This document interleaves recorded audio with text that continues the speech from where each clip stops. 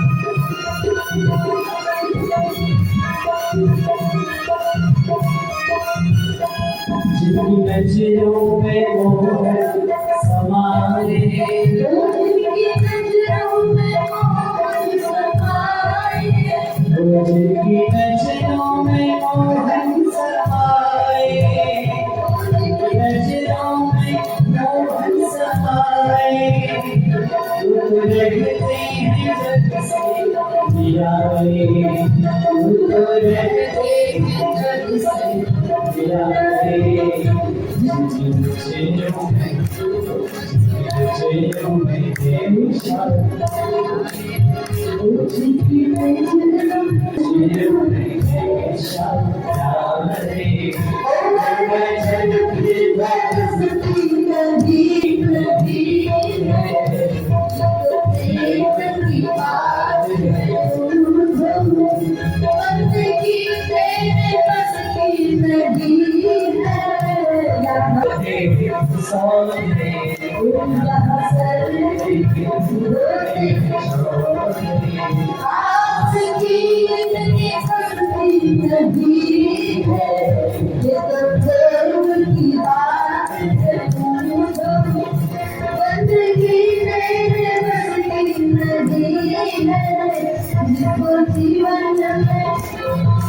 जीवन में मिला सत्संग है, जीवन में मिला सत्संग है, उसे भलिया आनंद है, जिसको जीवन में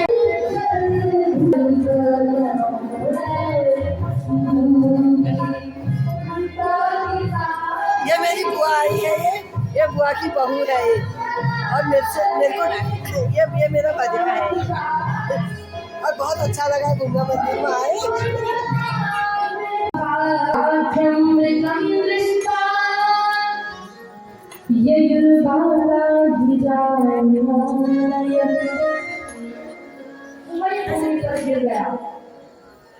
और जब उनकी माता को यह बात पता लगी तो जोर जोर से क्रंदन करने लगी, रोने लगी, व्याकुल हो गई। उसने ब्राह्मण से आज्ञा मांगी। ब्राह्मण ने तो पहले कहा, तेरा दिमाग खराब हो गया है, रात को रोने से दरिद्रता आती है, तो अपने पुत्र की वजह से मेरे घर में दरिद्रता गिरा रही है। फिर उसने कहा, मेरा पुत्र मृत्यु को प्राप्त हो गया है, मुझे दर्शन करने दीजिए। घर के काम कौन करेगा? बात करना। बड़ा क्रूर ब्राह्मण था। इधर से हरिश्चंद्र की मां विलाप कर रहे हैं, यहाँ पुत्र की मृत्यु हो गई है। सारा कार्य करके रात को शहीद वहां मठ में गई, वहां देखा अपने पुत्र को मृत पड़ा हुआ, वही वियोग हो गई अपने पुत्र के ऊपर। और जब होश आया, थोड़ा दूर से चिंतन करने लगी, क्योंकि माँ है और सामने पुत्र मृत अवस्था में पड़ा हुआ है, विलाप करने लगी। और जब कुछ गांव वालों ने देखा तो उन्होंने उससे पूछा कि क्या है, कौन है तू? तो सब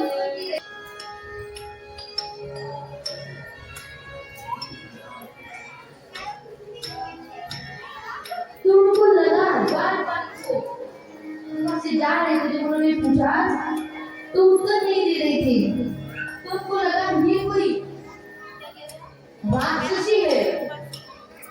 चांडाल के वेश में वो भी परिवर्तित हो गई। जब कोई आदमी 1-2 साल तक किसी ऐसे व्यक्ति के संग रहता है जो उसके संग का ना हो, तो उसी की तरह परिवर्तित हो जाता है।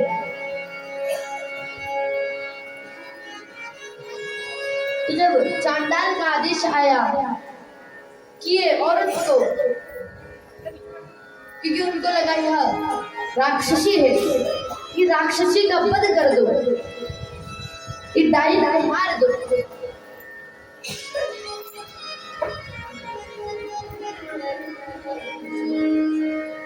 और जब चांडाल ने इस प्रकार का आदेश दिया तो राजा हरिश्चंद्र तलवार उठाने लगे, पर उन्होंने एक वो राक्षसी जो चांडाल समझ रहे थे, तो राजा हरिश्चंद्र की पत्नी थी शैव्या, तो उनसे प्रार्थना करने लगी कि मेरा पुत्र जंगल में मृत पड़ा है, मुझे पहले उसका दाह संस्कार करने दो, फिर तुम मेरा अंत कर देना, मेरा वध कर देना। पुत्र के पास गई, वहां से लाई वो पुत्र को और रोने लगी कि हमारा क्या समय था, एक समय आज राजा हरिश्चंद्र भी अलग हो रखे हैं, मैं अलग हो रही हूं, तुम अलग हो रखे हो रोहित। कुमार के वचनों को राजा हरिश्चंद्र जी ने सुना तो वो समझ गए कि ये मेरा ही परिवार है। वो जोर जोर से विलाप करने लगे, रोने लगे बहुत ज्यादा, दोनों इधर भी विलाप उधर भी विलाप। वो कहने लगे, हे रोहित, रोते रोते कह रहे हैं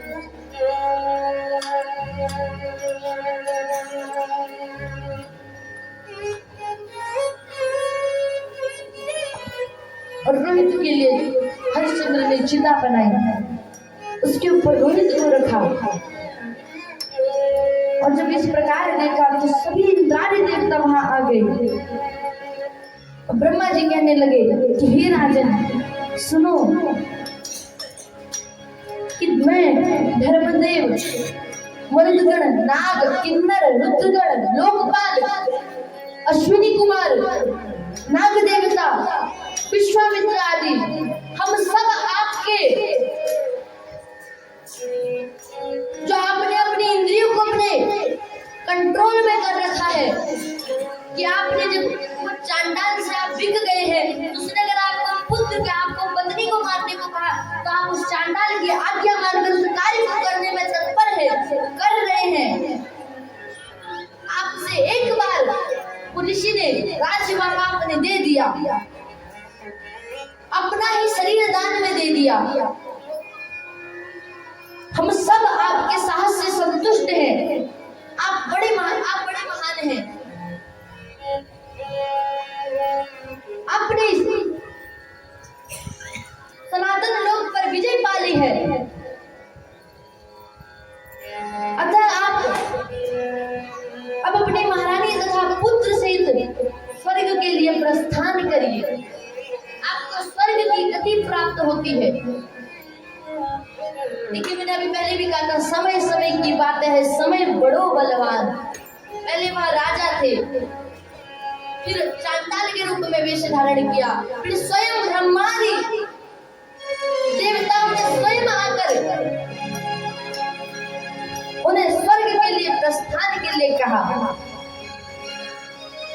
और जो रोहित चिता के ऊपर लेटा था उसके ऊपर अमृत वर्षा हुई। सब दिव्य वस्त्राभूषणों से सज्जित हुए।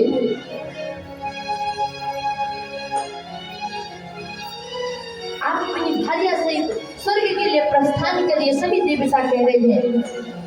तो हरिश्चंद्र जी ने कहा, देवराजा ननु ज्ञातः स्वामिना स्वपचे नहीं अकृतवान् कृतिमतस्य नारोक्षैवैशुनाय।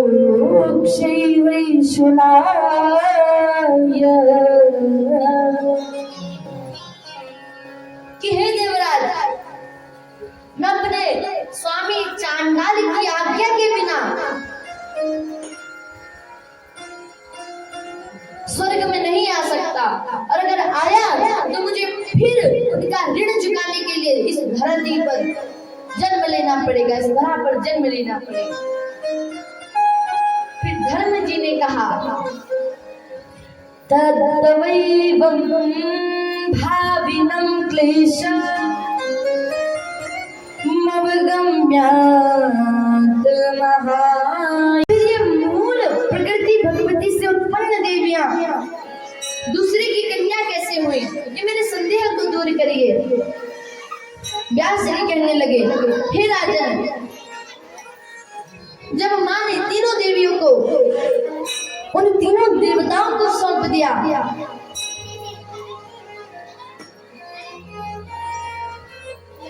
तो कई महापराक्रमी दैत्य उत्पन्न हुए।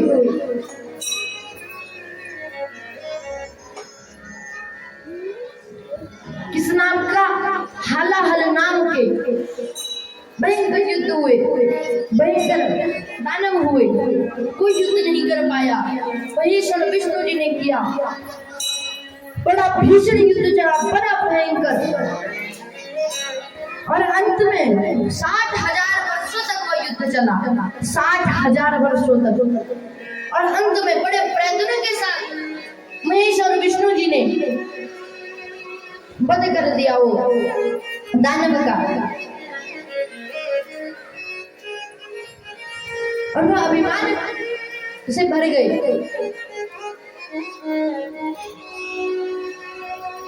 वो घर आकर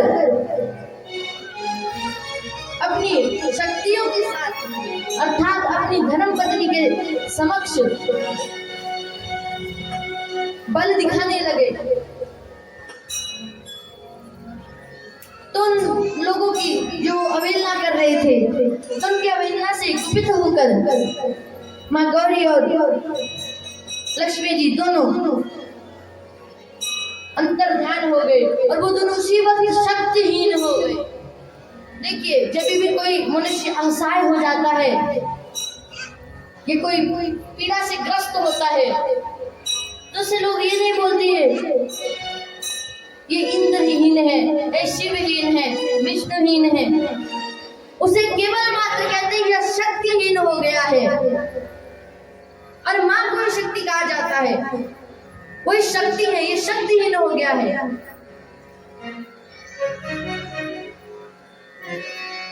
इस प्रकार वो शक्तिहीन हो गए।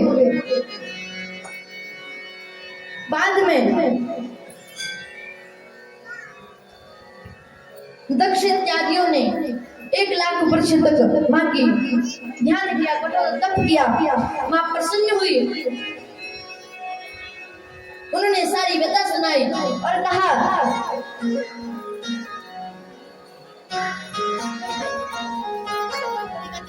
माँ ने कहा कि माँ मुझे वरदान मांगना है। उन्होंने कहा कि विष्णु और शिव को पूर्ण शक्तिहीन कर दो, पूर्व की भांति। दक्ष ने कहा, आप मेरे कुल में जन्म लेके मुझे कृतार्थ करने की कृपा करिए। इस प्रकार माँ से उन्होंने अनुरोध किया। और बाद में माँ ने दक्ष के यहाँ जन्म लिया और वो शिव आरती गा माता भवानी तेरी आरती गा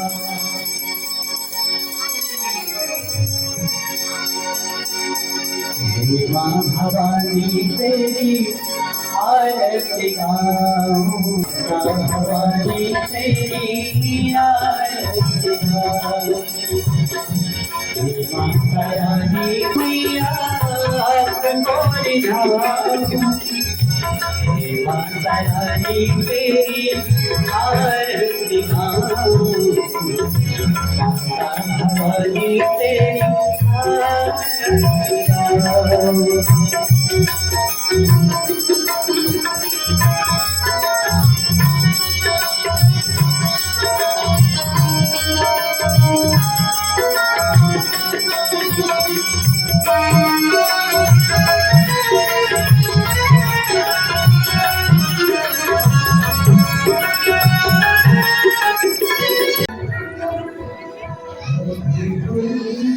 सो दोस्तों, अभी तक आपने वीडियो देखी, भूमिया मंदिर में कथा सुनी बाल व्यास जी के मुखारबिंद से, तो आपको अच्छी लगी होगी। वीडियो को अंत तक देखने के लिए बहुत बहुत धन्यवाद। सो दोस्तों, 2 दिन मात्र रह गए हैं कथा के, तो आप भी आइएगा, वेलकम, बहुत अच्छा लगेगा। धन्यवाद। जय भूमिया बाबा की।